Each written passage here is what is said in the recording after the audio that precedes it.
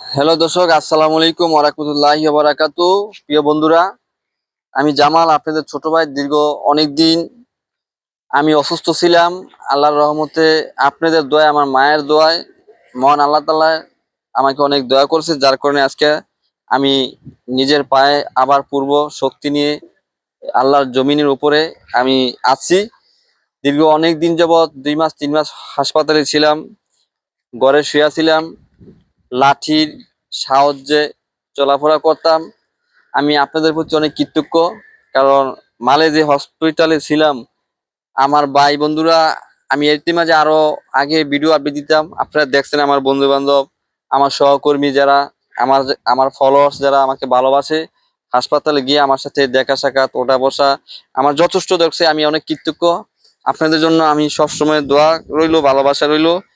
আল্লাহর কাছে লাখ লাখ শুকরিয়া যে আমি অনেক হাঁটতে আসি বা হাঁটাচলা করতে পারি। তা আপনাদেরকে আমি বলছিলাম, মাঝে ভিডিও টুকটাক দিছি বলে আমি যখন পরিপূর্ণ সুস্থ হব, ইনশাল্লাহ আমি আপনাদের কাছে ভিডিও দিব। অনেক সময় আগের ভিডিওগুলো আপডেট দেই, পুরান নতুন মিলা দিলা বা আমার হাফ ভিডিও। তো আল্লাহর রহমতে শুকরিয়া, আমি নিজে এই যে হাঁটতে পাইরা। তো ইনশাল্লাহ আমি মালে রাজধানী সিটিতে অতি দ্রুতভাবে ইনশাল্লাহ আসবো। সবার সাথে আবার সাক্ষাৎ হবে, কথা হবে। আমার আল্লাহর কাছে লক্ষ লক্ষ শুকরিয়া, কারণ অনেক সময় আমি আপনাদের মাঝে বিভিন্ন ভিডিও উপস্থান করি। তো পাশাপাশি আমার পায়ের বেন্টিস প্লাস্টার সবকিছু খোলা হয়েছে, স্বাভাবিক, খুবই ভালো।